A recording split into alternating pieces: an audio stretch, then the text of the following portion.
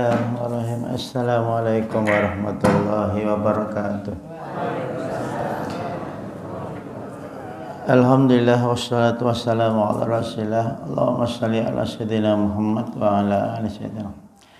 Bapak Ibu, kita akan bahas tentang hadis-hadis cahaya. Jadi ada ayat-ayat cahaya bicara tentang nur, dia, siraj.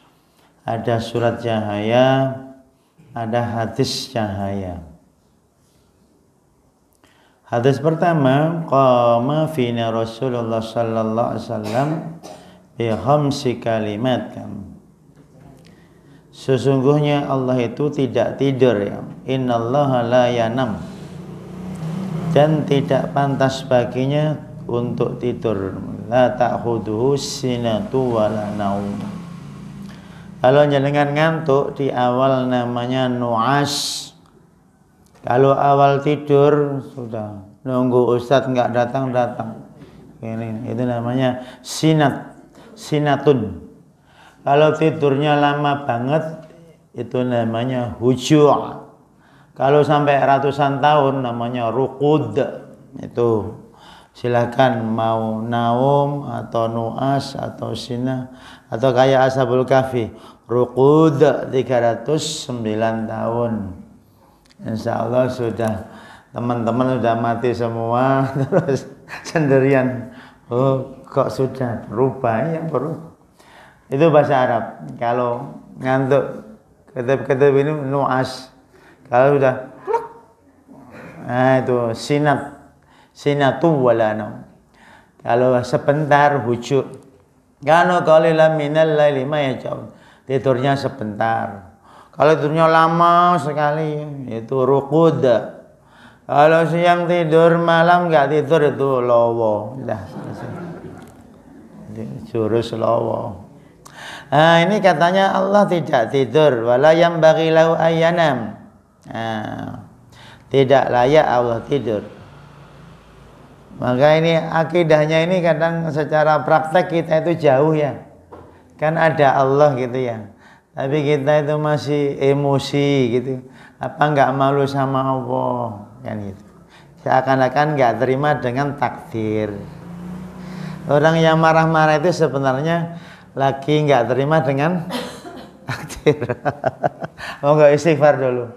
Astagfirullah. Kayak begitu. Oh aneh, kita sering katakan la ilaha illallah tapi masih marah-marah loh. Gimana sih kau nggak terima dengan tulisannya? Terus merendahkan timbangan. Walakin yakhfadu al-qista wa yarfa'u. Dan Allah mengangkatnya. Diangkat kepadanya amalan malam sebelum siang, amalan siang sebelum malam. Ini bagi kita malam siang, bagi Tuhan yang enggak ada malam siang. Wong pencipta siang malam kok dibilang selamat malam. Gimana? Enggak ada. Yang menciptakan di mana ini mahasiswa ini? Coba didalami. Yang menciptakan di mana tidak boleh dikatakan di mana. Kita harus pahami coba. Yang menciptakan kapan tidak boleh dikatakan kapan. Enggak boleh. Maka kalau ada dulu Allah, ada sebelum, itu maksudnya kepada manusia. Ada kata-kata kemarin, sekarang, besok, itu manusia. Makanya surga sekarang sudah ada. Penghuninya sudah dicatat semua. Mudah-mudahan jenengan masuk kita. Sudah ada. Sudah ada. Nggak ada kata besok, nggak ada kata kemarin. Selalu ya ada. Maka nggak boleh dikatakan di mana, kapan, nggak. Itu untuk manusia. Dulu Allah ada, yang lain belum ada. Dulu kan. Karena Allah walam yakusaya itu kan. Untuk menjelaskan manusia, ya Allah nggak bisa, nggak boleh diliputi waktu. Merendahkan timbangan, mengangkatnya. Amalan malam diangkat, amalan siang diangkat. Hijabnya adalah cahaya. Ini hadisnya Isra Mi'raj sama hal ra'aita rabbak, wahai Rasul, apakah engkau melihat Tuhanmu? Nurun anna ara, cahaya bagaimana aku lihat. Berarti Allah itu punya hijab, hijabnya cahaya. Kalaulah disingkap, cahaya pandangannya akan membakar makhluknya. Saking terangnya, semakin terang, kadang malah nggak jelas, itu repot juga. Semakin dekat, kadang malah merasa nggak ada. Ayo, tangan. Apakah Anda melihat telapak tangan? Oh, nggak terlihat, saking dekatnya. Begitu juga matahari, sinarnya sangat silau. Apakah Anda melihat bulatnya matahari itu? Tanah-tanahnya, bahan-bahannya, lo malah nggak terlihat. Justru Allah itu Maha Nur, sangat jelas, sangat terang. Ada, nggak boleh dikatakan di sini ya sudah ada gitu aja. Kalau di sini kan terkesan di sana, di sini senang, di sana senang. Padahal nggak senang kan gitu. Jadi itu hati, nggak bisa. Allah ada, cukup, itu sangat tauhid sekali. Allah ada, itu tauhid. Nggak usah bilang di sini, di samping, di kan, nggak usah begitu, nggak boleh, nggak sopan. Di atas boleh, tapi itu maksudnya keluhuran, bukan atas sana. Nanti orang yang bumi bulat di bawah sana katanya, relatif kata atas kan, tuh berarti sana dan sana. Boh, aku juga bingung. Maka kalau bicara tentang ketuhanan, jangan pakai materi akal manusia. Kalau memang harus pakai akal, katakan subhanallah. Nah, hadis kedua bicara tentang kata Pak Umar Ibn Khattab, katanya Umar menulis begini, pelajarilah surat Baro'ah. Baro'atu minallahi wa rasuluhu ilal ladina ahadtu minal musyrikin fasihu fil ardh. Mari bapak-bapak baca surat Baro'ah, surat Taubah itu. Ajarkan istri-istri kalian surat An-Nur, surat cahaya. Hiasi mereka dengan perak, beri nafkah yang secukupnya. Jangan hanya seperangkat alat sholat. Memangnya makan mau kena kan enggak? Mama ya butuh tampil, butuh pakai peniti emas buat arisan, biar terlihat kaya. Bahagia itu juga kebutuhan mental, sosial. Itu kebutuhan juga diakui secara masyarakat. Oh, bukan situ, masya Allah, melarnya 1 kilo, pantasan miring-miring begini. Jadi butuh juga, maka ada fatwa Arab begini. Bolehkah kalau seorang ibu melahirkan kemudian dapat hadiah, hadiahnya diambil sama ibunya? Mesti Kiai Arab bilang haram. Itu adalah milik ayahnya, karena ayahnya adalah walinya. Itu kalau Arab. Kalau Magelang, seperangkat alat sholat ya buat tambahan lah, biar maharimekmu kena doang kan. Nah, orang Arab mengatakan haram buat ibunya karena kondisinya maharnya aja 100 juta. Hadiahnya 100 juta, sabakah mengikatnya 100 juta, dikasih rumah, kasih mobil, belum gelang, belum ali-ali, belum melar, belum kalung, belum shopping, nggak pernah masak, nggak diajak nyapu-nyapu, dijadikan pembantu. Itu baru milik suami. Tapi kalau di Indonesia, si laki-laki malah tinggal di bumi mertua indah. Kan coba. Mertua meninggal malah dapat warisan. Ini kan mantu yang sangat luar biasa ini. Nikmat sekali mantu kayak gitu. Nggak ada di luar negeri. Adanya di Indonesia. Kayak begitu mengatakan hadiah bayi tadi tidak boleh untuk ibunya. Itu konteks Arab. Kalau Magelang wis rekoso disuruhnya nyuci melahiran maharimek titik diunek-unek moro tua. Coba kurang apa nih? Apa kita nggak mengcover, ngelas hati yang pecah tadi? Coba, kasihan. Kalau saya ditanya, bolehkah seorang ibu? Boleh kalau Magelang, karena nafkahnya nggak standar internasional. Menurut saya, tentang silahkan. Saya lihat kontekstualnya, bukan teksnya. Saya lihat konteksnya kayak begitu. Nah, ini katanya ajari mak-mak ini surat Nur. Kenapa? Bicara hijab, bicara zina, hati-hati mak, jangan mudah dekat dengan orang bukan mahram, walaupun itu aman kok, dia ustadz, nggak bisa. Ustadz juga syahwat sama, ustadzah juga syahwat juga. Maka yang privat, mahasiswa privat dengan janda, hati-hati. Nanti privat janda, harus ada kawannya. Bu janda, iya Mas Joko gitu. Saya kata Pak Kasban nggak boleh merifat sendirian, harus nyari pendamping yang oh iya, nah tidak carikan janda lagi.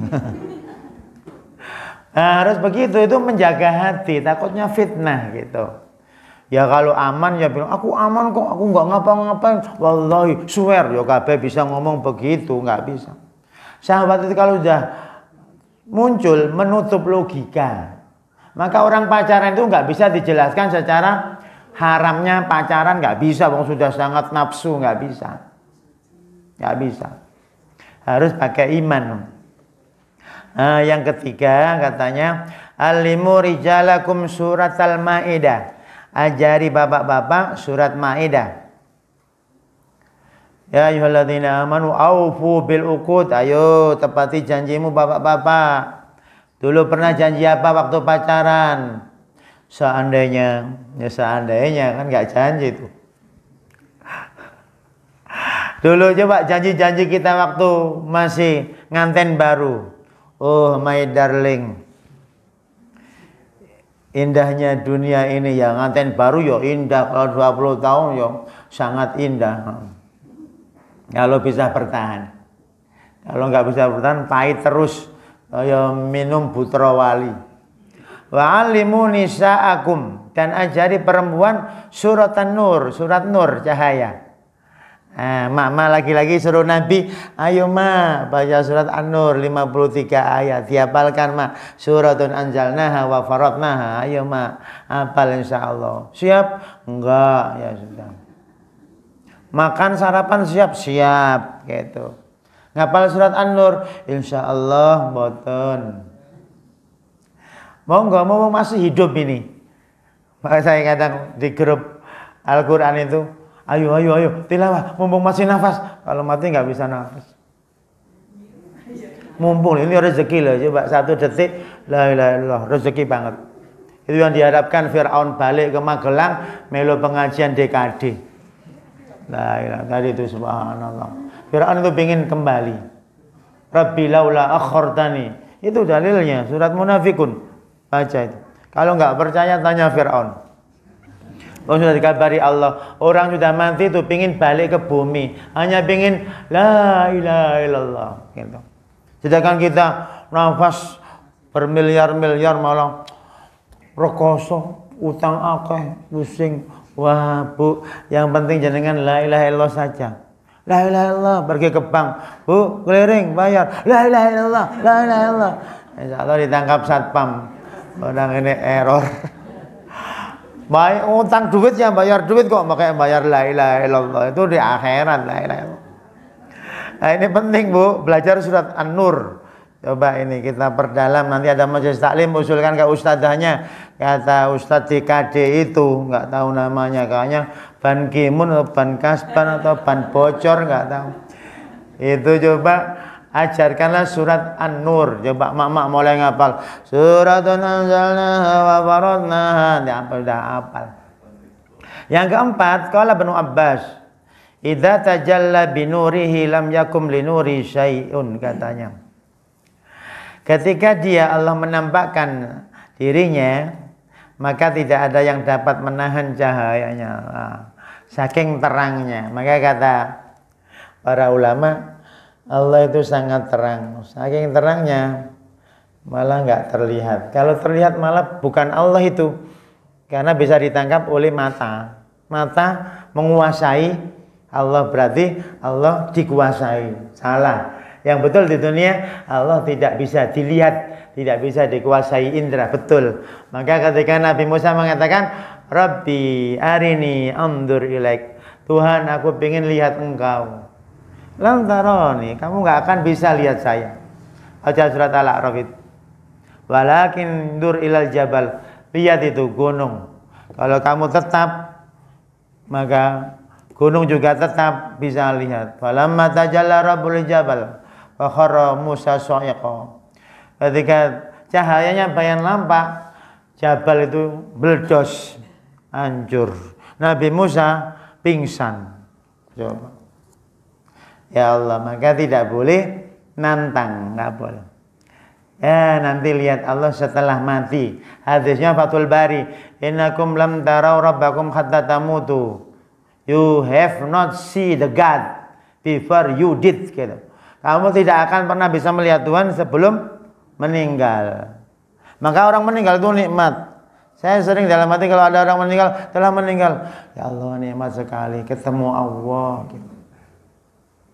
Maka Imam Bukhari berdoa gini, Allahumma innahu qad daqat alayyal ardu bima rahubat. Terus apa saya lupa. Ya Tuhan, dunia ini sempit bagiku.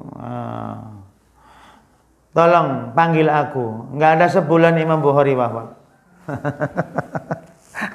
Imam Bukhari ini keren, Allah. Saya itu tertarik. Mimpinya 2 kali lihat Nabi, coba ngipasi Nabi. Bilang ke gurunya, oh kamu akan memilah hadis sahih dan hadis dhaif. Terus lagi, aku lihat Nabi juga. Ngapain? Nabi lewat di depan, siap jejaknya saya ikuti. Oh kamu ahli sunnah. Luar biasa, mimpinya keren loh. Nggak pernah mimpi ke Artos, Imam Bukhari. Tidak kayak kita. Mimpinya malah shopping, jalan-jalan, alun-alun. Itulah wali alun-alun. Seharusnya kayak Imam Bukhari itu, ya Allah, keren ya Imam Bukhari. Mimpinya keren, menarik itu bagi saya itu. Itu banyak para ulama kayak gitu. Maka kalau ada ulama itu secara materi itu miskin sekali. Akhirnya sholat di atas batu, di sungai itu sholat, di bawah pohon. Allah, sholat duha. Hatinya tenang banget, nggak punya dengki, nggak punya kesombongan, nggak punya ambisi, pengen punya ini, nggak punya. Punya hidup bersyukur gitu aja lah. Kalau salah tobat gitu aja lah. Kemudian dia bilang gini, Tuhan katanya, seandainya para raja tahu kenikmatan batin ini, pasti dia akan membedah dadaku dan mengambil kenikmatan ini yang tidak dimiliki di istana-istana. Coba di istana kan ribut terus. BBM, PBB naik terus, haji aja naik. Salah sendiri bilang naik haji, coba turun haji, turun. Kita yang bilang naik haji ya, naik. Coba kalau dari pesawat kan turun di Jeddah, turun haji, ya itu baru insya Allah biaya turun. Kita salah sendiri, naik haji, akhirnya naik terus. Istilahnya udah salah. Rumah sakit, lihat sakit terus nggak sembuh-sembuh. Coba ganti rumah sehat, insya Allah sembuh. Itu kan rumah sehat. Mustasfa, bahasa Arab, syifa, rumah obat, hospital kan gitu. Tapi diterjemah rumah sakit, jelek terjemahnya. Sehingga yang di dalamnya tambah sakit. Nggak punya BPJS. Oh ini penyakit ini nggak boleh BPJS. Tambah sakit. Dodol sapi, dodol tanah, wah ngutang, tambah ruwet. Maka itu tolong yang jadi Menteri Kesehatan. Siapa ini? Ini. Menteri Perbekaman kalau sarungan. Ya Mbak Menteri-menteri ini kasih tahu diganti dulu aja SMA, SMU, SMA lagi, STM, SMK bisa. Masa rumah sakit jelek nggak bisa diganti rumah sehat? Seharusnya gitu. Kalau setuju, nggak setuju ya nggak apa-apa, usul doang. Kalau ada akhirat, Gusti kula sampun usul, ya sudah. Mau saya nggak jadi menteri, salah sendiri jenengan nggak nyoblos saya, sudah. Coba coblos saya, mau saya nggak nyalonkan. Nah, yang kelima, apa? Basyir masyain katanya, beri kabar gembira fidzulam, orang-orang yang berjalan ke masjid pada kegelapan, ilal masjid bin nur tam yaumil qiyamah. Lihat Jami' Shaghir 2129. Kasih kabar orang, maka yang rajin sholat jamaah. Ini konteks dulu belum ada PLN. Sekarang mau ke masjid sudah terang. Apa enggak berlaku? Ya tetap berlaku. Berarti masalah sholat jamaahnya bukan masalah gelap. Wah terang, hadisnya kan gelap lewat hutan-hutan dulu, nyari yang gelap, melaksanakan hadis ini, kan repot. Orang kayak gitu tekstual sekali, ruwet hidupnya. Sekarang sudah PLN, berarti masih berjalan, masih pokoknya sholat jamaah subuh itu intinya. Wah ini kan yang gelap-gelap, dikasih kabar cahaya. Aku tak nyari semak belukar, kolong nanti. Yang nggak sampai masjid tuh, sampai alam barzah dimakan singa.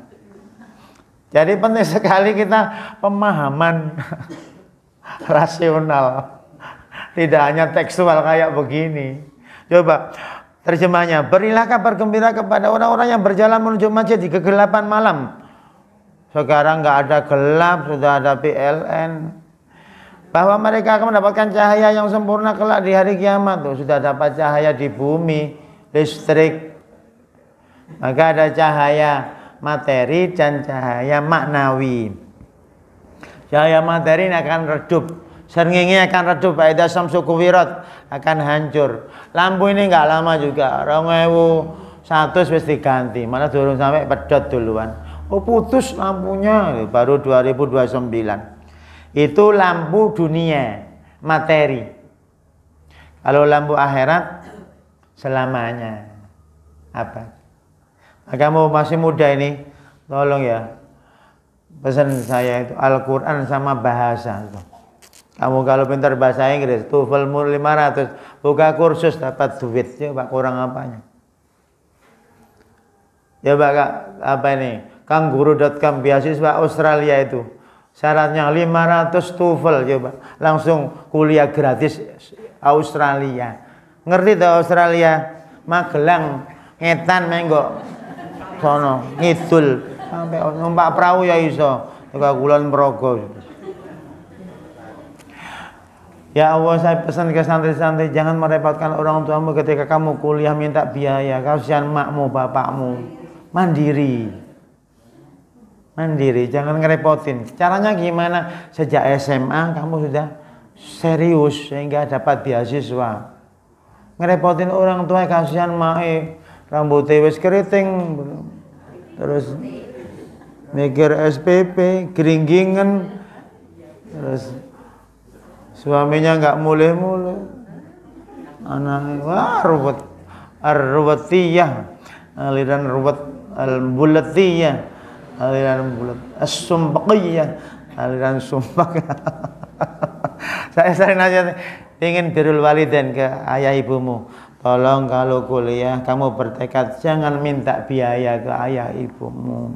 Loh, gimana Pak Ustadz? Serius sejak kelas 10. Apalin Quran tuh banyak beasiswa tahfidz Quran.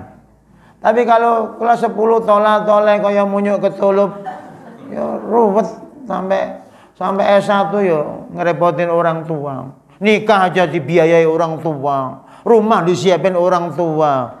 Gimana itu? Manusia apa boneka disiapin terus. Seharusnya mandiri. Makanya ini mahasiswa mandiri. Nah, itu kalau bisa. Kalau nggak bisa ya harus bisa. Supaya birrul walidain. Yang keenam katanya Allahumma ja'al fi qalbi nuran.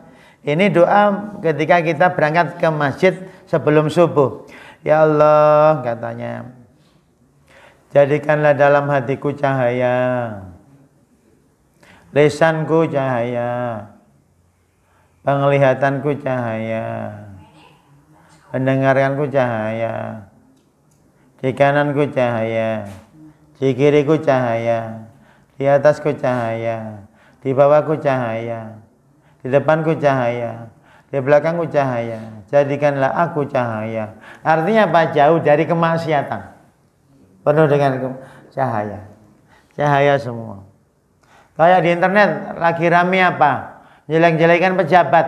Jangan ikut-ikutan.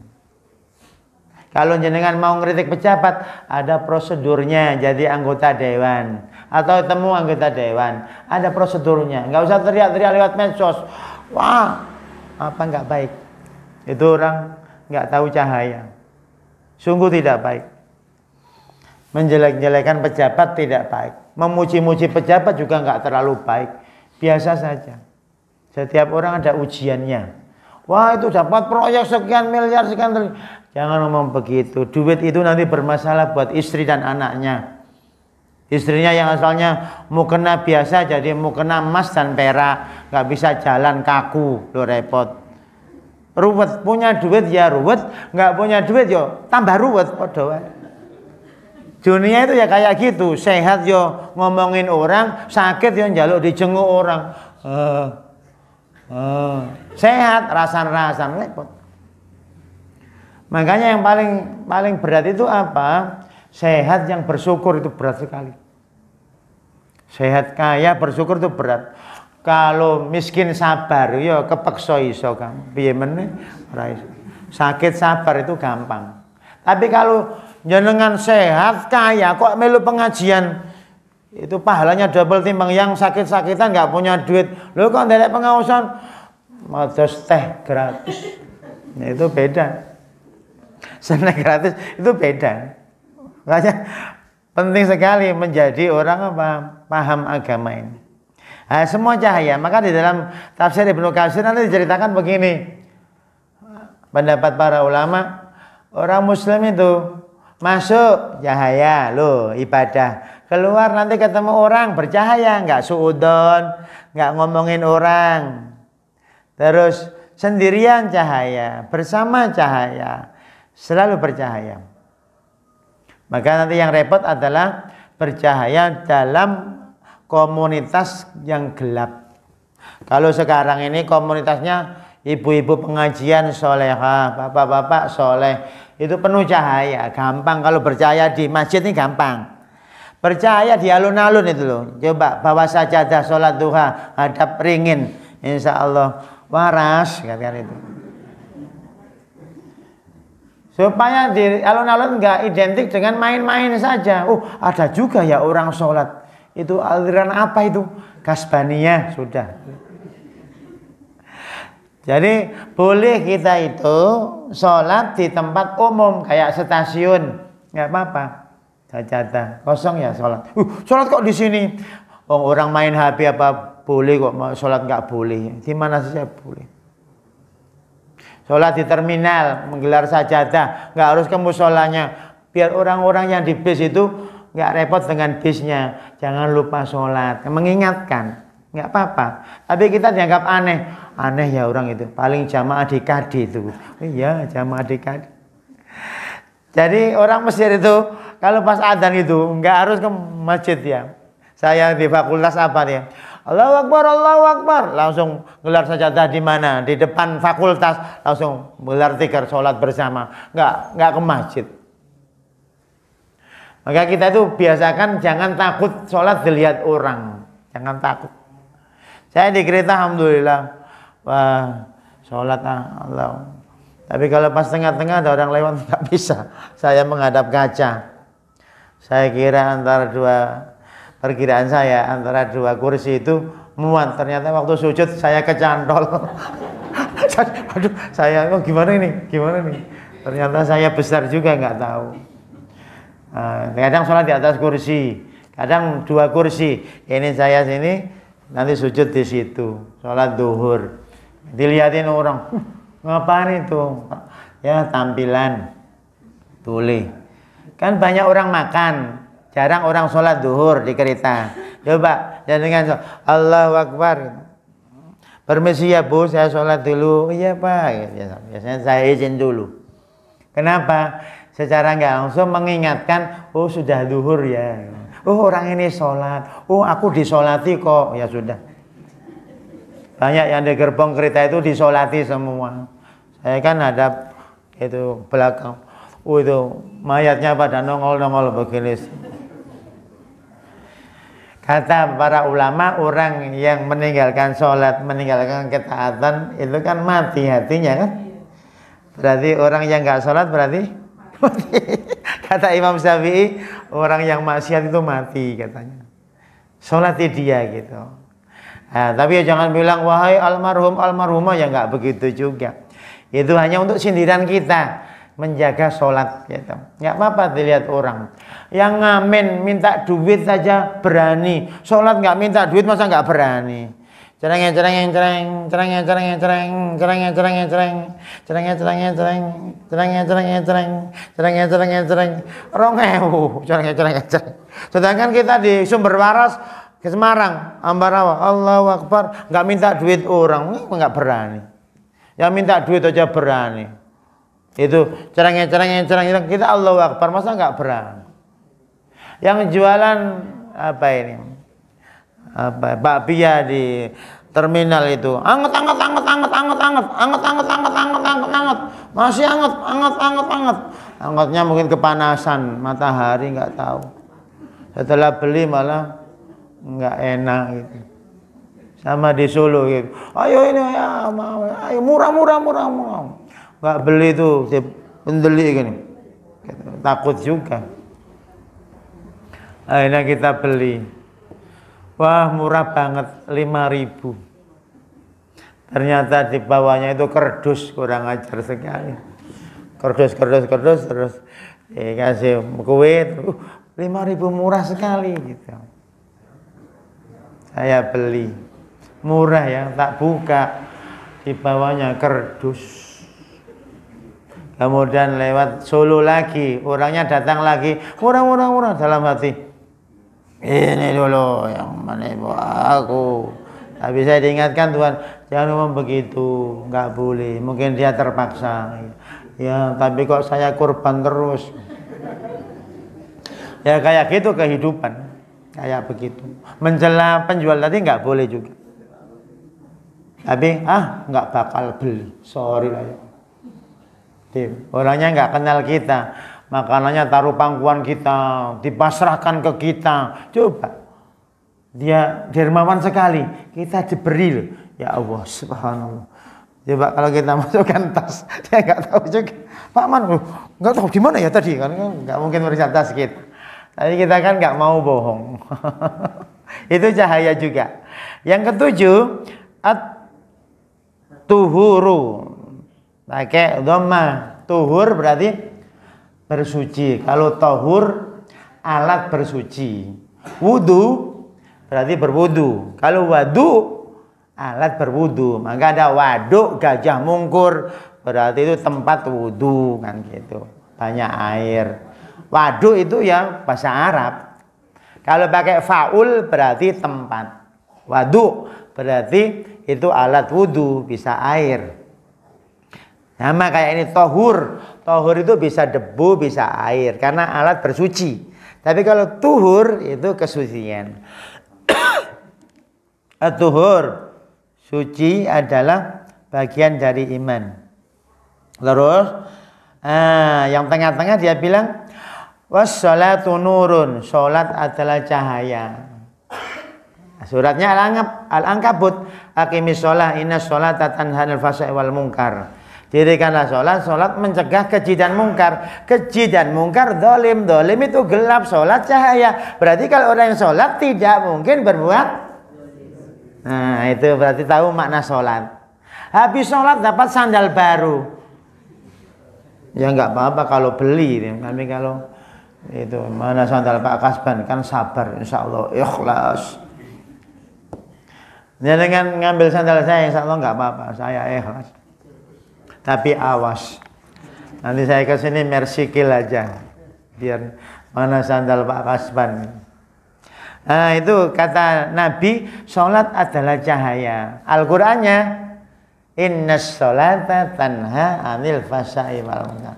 Sungguh sholat mencegah perbuatan keji dan mungkar. Keji dan mungkar zalim. Zalim bahasa Arab dulmun. Dulmun artinya gelap. Berarti orang sholat tidak berbuat zalim. Sholat taraweh panjang marah-marah itu sholat enggak? Berarti gimana ya? Cahaya dan kegelapan jadi satu enggak mungkin. Enggak mungkin. Mari kita dalami hadis Nabi ini. Yang ke-8, bainana Rasulullah sallallahu alaihi wasallam itu.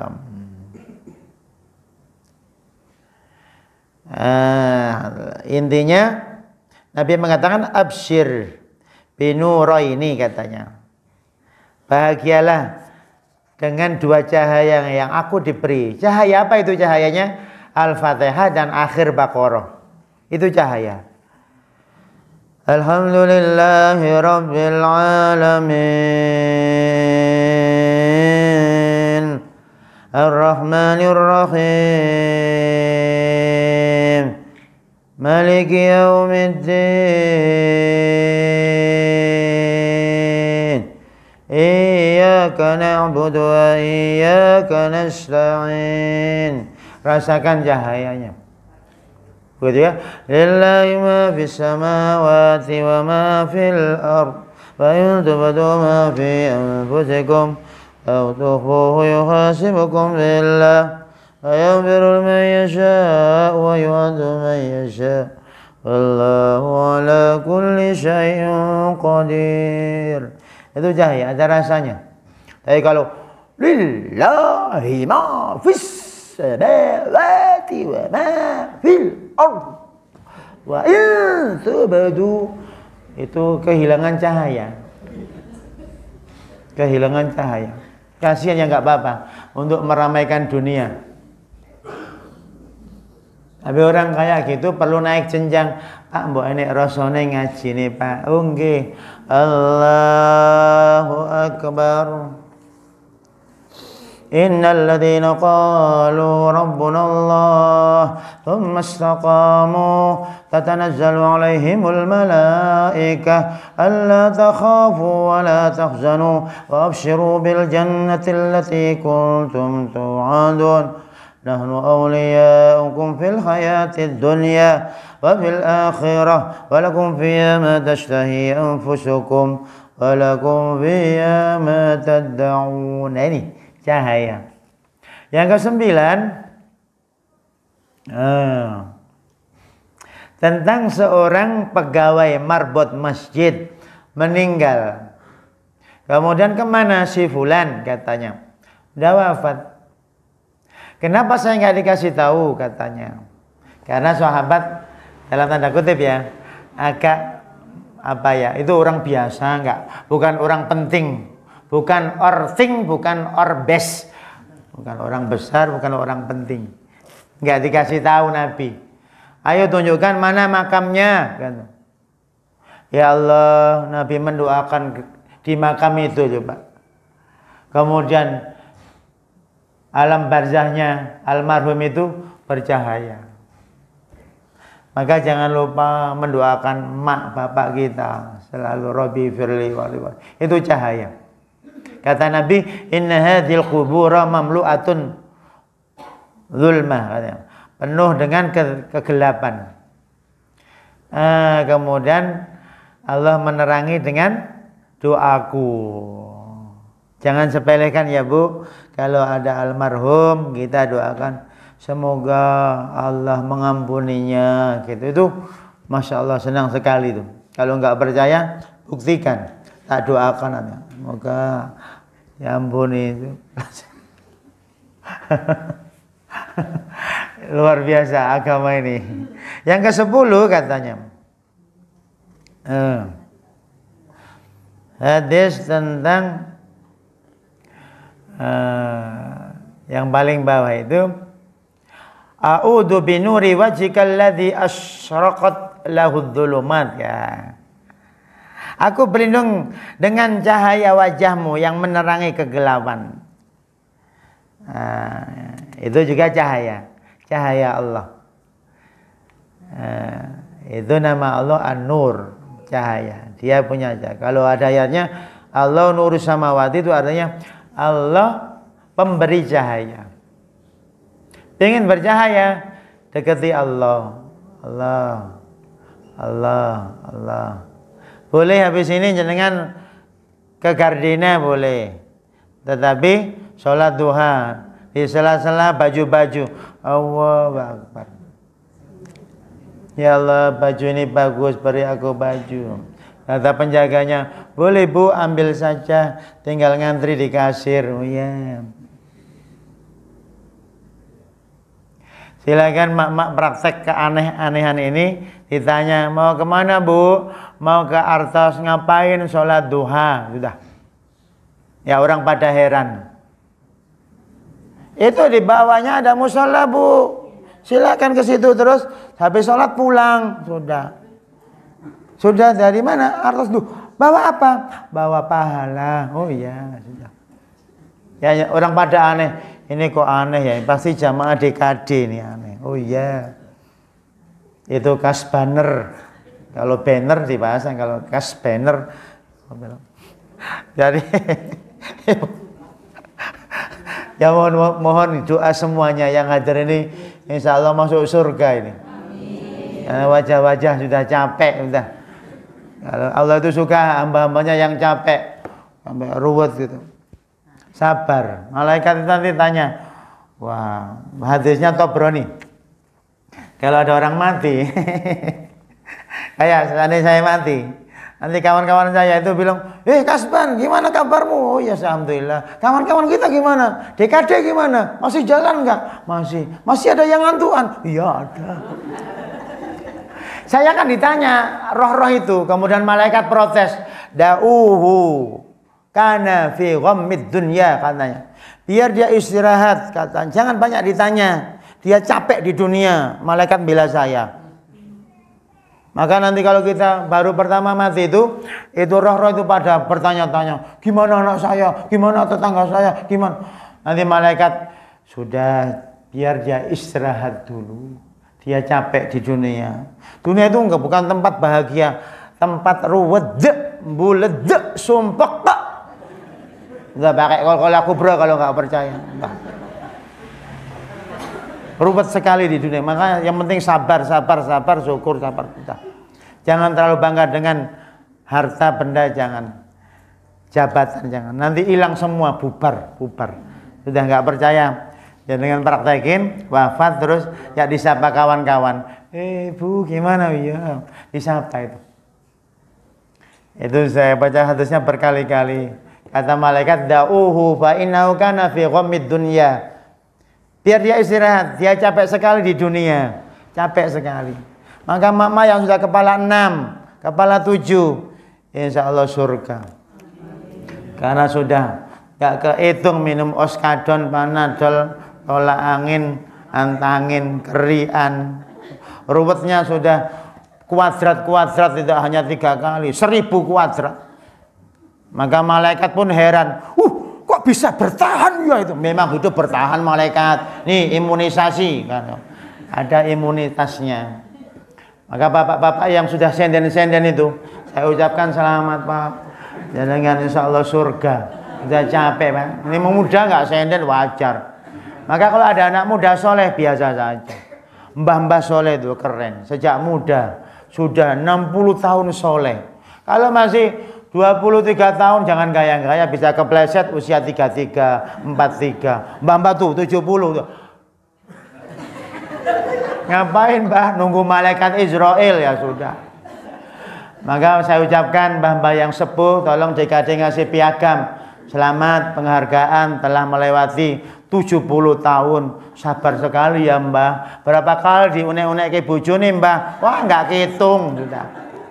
Itu saking sabarnya. Maka mbah-mbah yang sepuh ini saya yakin surga. Jamaah kita sudah banyak yang meninggal di musola sana, samping sungai Gangga itu. Kalau kita sholat duha itu, kemudian mbah-mbah itu senden-senden. Tanya kadang ke Pak Bayu, Pak Bayu mana mbah yang itu? Sudah wafat. Pak Bayu mana mbah itu? Sudah wafat. Waduh, sudah wafat semua. Kalau sudah wafat samping kita berarti tetangganya juga akan dipanen, kayak panen pari kan, tetangganya dipanen. Saya kan juga tetangganya, dia duduk di situ loh, saya tetanggaan, berarti saya juga akan dipanen. Tapi insya Allah masih lama karena masih muda. Yang dipanen biasanya sudah tunduk-tunduk, sudah putih-putih, itu dipanen. Yang sudah gini itu segera dipanen. Maka kalau ada orang tua, kata Nabi, muliakan orang tua karena usianya, bukan karena amalnya. Karena dia nggak bunuh diri, dia nggak syirik, walaupun biasa-biasa tetap harus dimuliakan. Begitu tabahnya bapak ini, walaupun jual gorengan di Rindam, itu wali juga, itu wali gorengan. Karena sabar nyari nafkah nggak laku dimakan sendiri. Itu nggak semua orang bisa kayak gitu. Mbah kok tasik sadean nggih mboten nggak ada putra. Nggih sabar nggih Mbah. Ya wis sabar ket biyen le. Ora usah ngandani aku. Kencur kok ngandani aku. Malah diceramahi kowe sama Bapak. Baru untit aja semester 5 kakean gaya. Mbak itu sudah nggak kehitung semesternya, sudah nggak ada kuliahnya, habis itu SKS-nya bubar, sudah nggak bikin skripsi lagi. Nah ini kata Nabi itu seperti itu. Hatta tardo. Kemudian hadis ke-12, hadis ke-11 ya. Dakhala Rasulullah sallallahu alaihi wasallam abi aslam qasaqaba sarfa.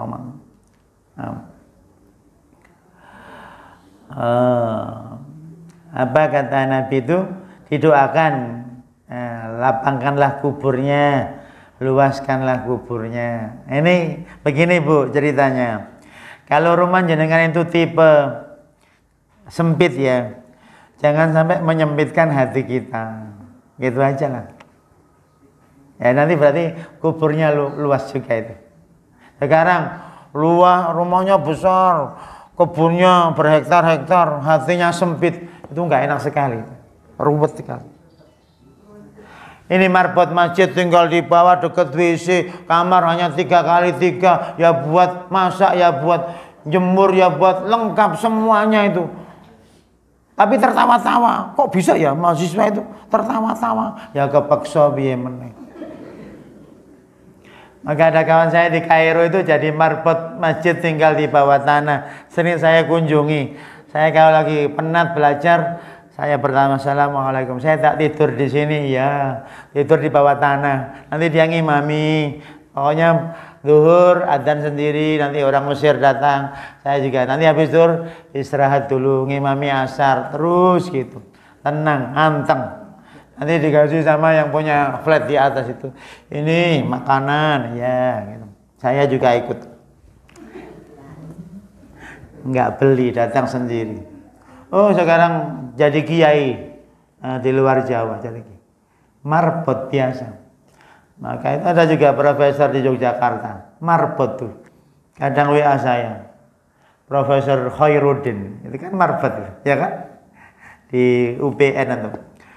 Nah itu marbot dulunya, sabar, jadi profesor, luar biasa.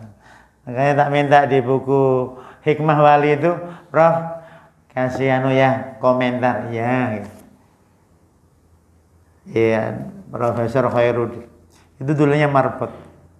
Maka biasanya orang jadi itu kalau muda stres dulu, dipendam tanah, nanti tumbuh. Tapi kalau mejeng-mejeng gitu ya nggak akan cukul. Jagung coba mejeng-mejeng nang alun-alun, dibakar kamu. Jagung dipendem, maka kamu jangan suka posting, tandanya sukses. Juga posting, lagi diperpus nih, alamat. Susah tumbuh, karena dilihat orang. Kalau jagung terlihat, nggak mungkin tumbuh. Tapi kalau dalam tanah, bisa tumbuh kalau ada airnya, kalau garing ya nggak bisa juga.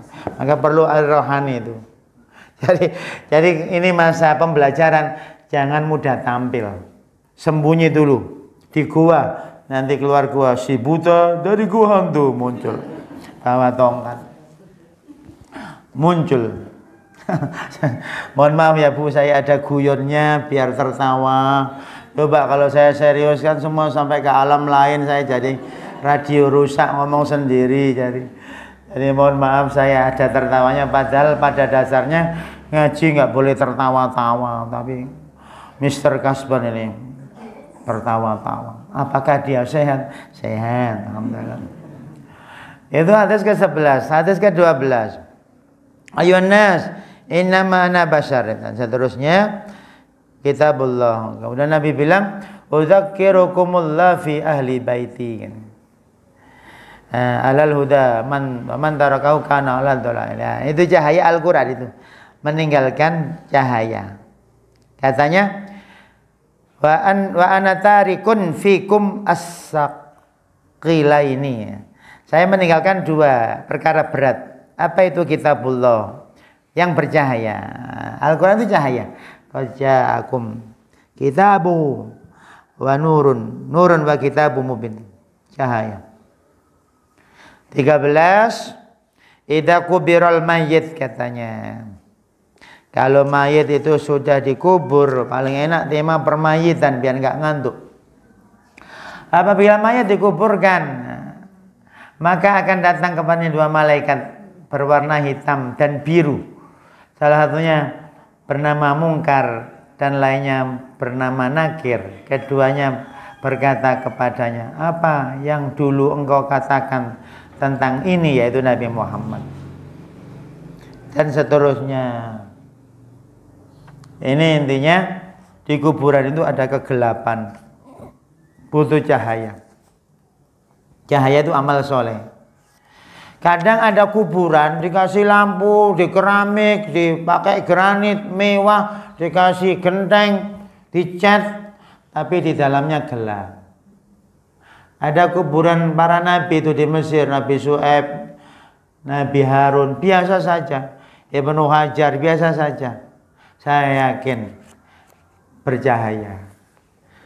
Maka Abu Bakar pernah pesan, kalau saya mati kain kafannya jangan yang baru, yang biasa saja. Yang baru dibutuhkan orang hidup. Tuh anak-anak sekolah nggak punya seragam, kasih itu seragam kain kafan putih. Nah itu Abu Bakar pendapatnya kayak gitu. Kita juga itu kuburan, kasih lampu, kasih keramik, kasih nama, macam-macam. Itu nggak terlalu penting.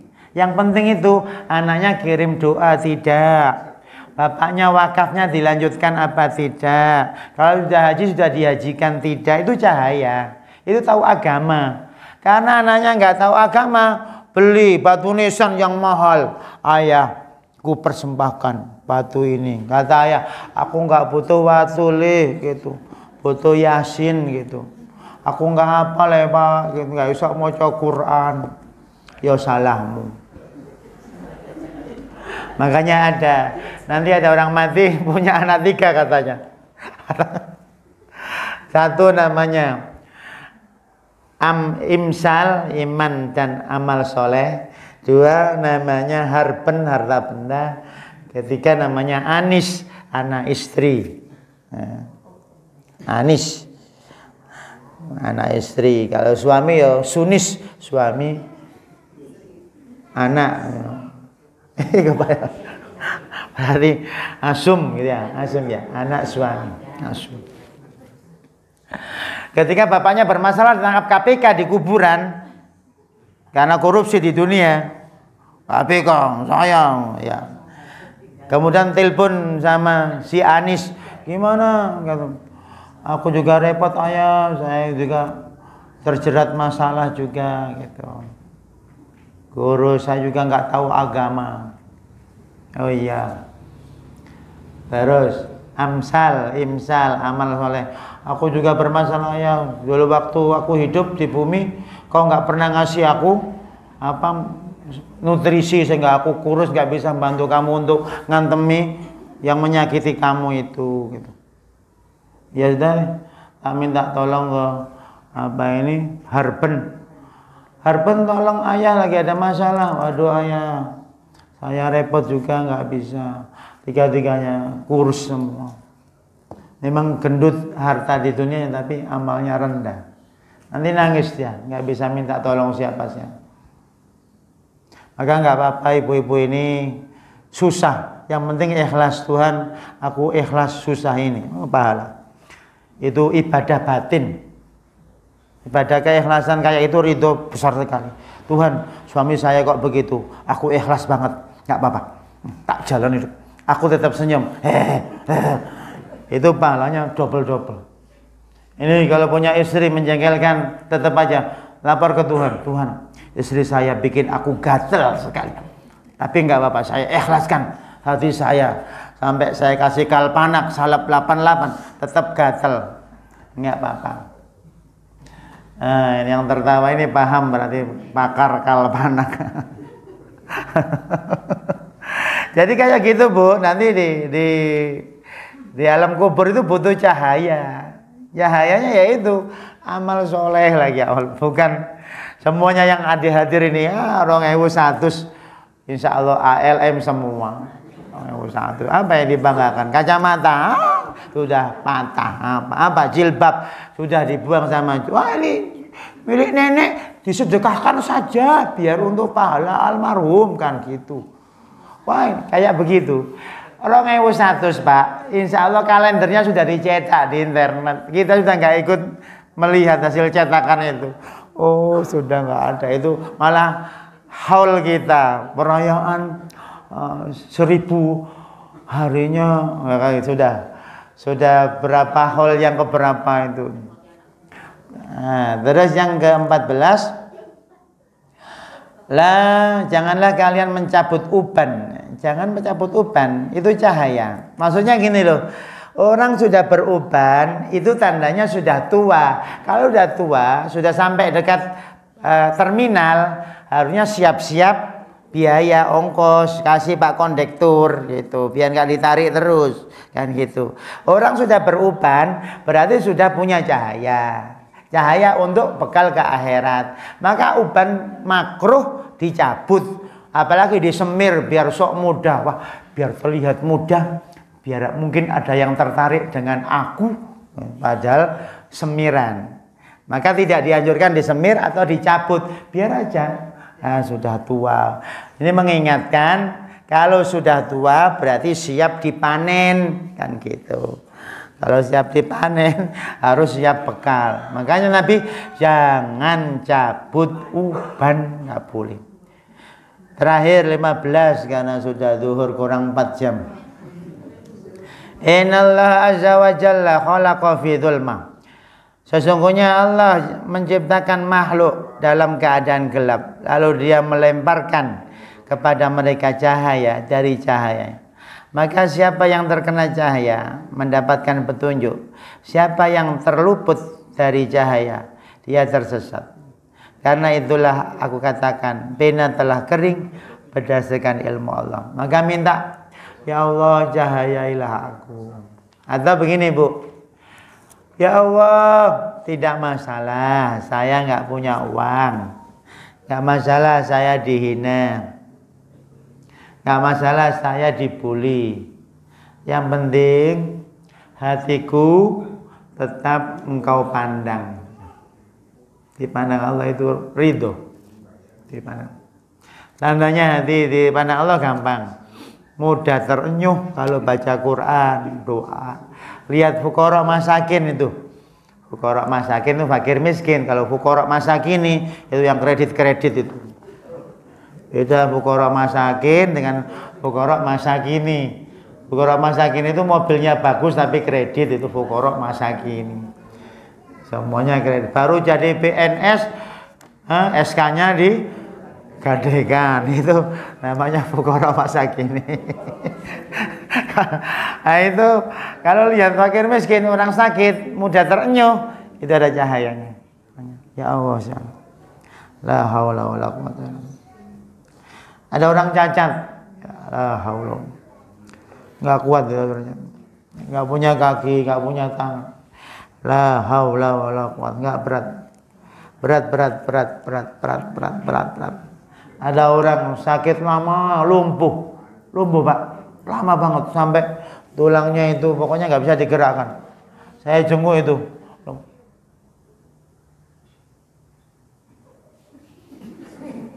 senyum dia, senyum. Saya jadi tersinggung saya. Yang sehat cemberut, yang sakit senyum. Sakit, lumpuh. Saya dikasih kabar, sudah meninggal. Masya Allah. La haula wala quwwata. Itu sabar sekali orang itu. Lama lumpuhnya. Jadi kalau mohon maaf BAB gitu, PAK itu ya di tempat situ. Istrinya malah meninggal duluan sebelum suaminya. Istrinya sabar banget. Sabar sekali. Saya ke rumahnya, Masya Allah. Belum tentu kita diuji itu sabar. Maka supaya nggak diuji begitu, kata Nabi, kunjungi orang kayak gitu dan berdoa. Alhamdulilladzi afana mimma ibtalahu bi wa faddalana ala katsirin min khalaqa tafdila. Ya Allah, terima kasih aku nggak diuji kayak gitu. Tapi di hati saja, nggak, jangan di depan orangnya. Alhamdulillah saya nggak punya penyakit kayak gini. Kamu dilempar mangkok nanti. Jadi itu doa kayak gitu, itu doa yang tidak kedengar, yang sakit. Jangan alhamdulilladzi afana mimma ibtalaka bi wa faddalana ala, diterjemah alhamdulillah saya diselamatkan Allah dari penyakit kayak begini gitu. Nanti tersinggung yang paham, tapi yang nggak paham kan orang Indonesia, yang penting bahasa Arab. Amin. Ya nggak apa-apa orang Indonesia karena nggak paham. Padahal itu artinya itu bisa nyindir orang itu, orang yang sakit. Maka hati-hati kalau doa yang takut menyindir itu bahaya. Saya kira cukup, mudah-mudahan Bapak Ibu bisa membaca sendiri. Ini khusus tentang cahaya. Ini ada pengantar dari Profesor Dr. Azam Syukur Rahmatullah, guru besar UMY Yogyakarta, dan epilog Profesor Dr. Kiai Haji Dina Fiduddin, ini ketua doktoral Universitas Ibnu Khaldun Bogor. Kalau nggak percaya jangan ke Bogor sana, kok ruwet-ruwet. Ini di belakang-belakang ini kawan-kawan saya dulu di Mesir. Sekarang jadi orang besar karena makan ya besar, kalau nggak makan ya. Jadi orang-orang besar. Yang pertama, Syekh Imam Murtada Nasir An-Nijri Azhari, Hakim Pengadilan Banding Syariah Negara Bagian Kaduna, Nigeria. Itu sering kadang telepon saya, Nigeria. Jangan mungkin mau ke Nigeria, hubungi saya dulu. Kalau ketemu kawan saya, Afrika. Ini masih muda, secang ngulon terus. Itu sampai Nigeria, numpak perahu tadi kan. Terus Haji Abdurrahman Ajinawi, Direktur B Manfaat Management and Service Brunei Darussalam. Ya. Terus Syekh Dr. Hasan Lahbabi As-Susi Maruku, kawan saya di Mesir ini, tapi ngajar di Malaysia. Sering WA saya juga. Kalau ada, saya baca bahasa Arab, kalau ada kata-kata rumit biasanya Syakil itu tak suruh mengharokati. Saya kan Al-Munawi atau Al-Minawi, Al-Munawi atau Tayyib. Al-Munawi. Terus ada juga Syekh Khalid Kasrawi, Mesir, Turki. Ini kawan saya di Mesir, cuma sekarang tinggal di Istanbul. Dia penerjemah internasional Al-Azhar, bahasa Inggris. Ada kawan saya juga Syekh Imam Muhammad Mas'ud Azhari Afghanistan, dan juga Syekh Mukmin Afghanistan. Sering telepon saya ini, tapi nggak saya angkat. Sesekali saya takut dituduh Taliban, nanti repot. Sering telepon saya kalau di Babelan. Oh, la tarudle katanya. Enggak, nanti WA saja. Tapi dia sering telepon nanti. Kemudian saya takut dikira ada hubungannya dengan Afghanistan. Pak Kasban ini menciptakan bom, enggak. Ini kawan Al-Azhar masih ada interaksi, sering nyapa. Kemudian tak suruh, ayo komentar tentang saya. Kamu yang kenal saya di Kairo. Saya nggak dangdutan, saya nggak ngerokok. Ayo, kamu yang ngomong, buktinya ada. Oh ya, saya akan ngomong tentang kamu. Namanya tazkiyah kalau orang Arab. Yang terakhir, Syekh Fikrat Aliyev, Azerbaijan. Tahu ya Bu, Azerbaijan itu payaman ngalor terus menggok ngulon, itu Azerbaijan. Itu jangan ke sana. Ini kawan saya juga di asrama. Ini yang sering ngasih tahu orang Mesir tentang saya. Makanya saya kadang dapat duit dari orang Mesir. Tiba-tiba dipanggil, ya Allah ta'ala, lihat Jiwan katanya. Ayo ke kantor katanya. Ada apa katanya? Sudah sini aja. Diteblok duit, plak. Dari mana itu? Ini ada kawanmu ngasih tahu kamu suka ke masjid. Kamu mahasiswa butuh duit kan? Waduh, dikasih duit. Alhamdulillah. Dikasih orang Mesir duit gara-gara ini juga. Juga sering ngasih saya buku, ngasih buku. Bukunya tak potret. Klik, tak bilang ke yang Azerbaijan ini. Terima kasih. Hada minkum al-kutub allati a'taitana hali. Dia bilang apa? Wallah, minni nasitu ana. Dia lupa yang ngasih buku. Lupa. Dia bilang, saya sekarang mudah lupa. Astagfirullahaladzim. Dia mudah lupa. Rupanya ada orang mudah lupa. Padahal dia ngasih buku saya. 3. Pasti nama judulnya Al-Iqna itu hadis. Kemudian juga Musnad Syafi'i juga dari dia. Terus Al-Mundhiri juga dari dia. Tak potet klik, tak serahkan. Masa dari saya? Iya. Ya Allah, nah situ forget katanya. Ya Allah, forget gitu. Nah, dia bilang apa? Kasban, kamu bersyukur. Ingatan kamu kuat sekali. Ya, alhamdulillah. Itu saya bilang ingatannya kuat sekali katanya. Dia bilang aku sudah lupa itu. Oh iya kawan. Nah ini kawan-kawan luar negeri sebagai testimoni saya pernah ke ngeluar. Nah, Magelang, ngeluar Magelang berarti luar negeri. Kalau ke ngeluar pakai paspor gitu. Tapi kalau ngeluar Muntilan nggak usah. Saya kira cukup, mohon maaf. Subhanakallah wa hamdika asyhadu an la ilaha illa anta astaghfiruka wa atubu ilaik. Wassalamualaikum warahmatullahi wabarakatuh.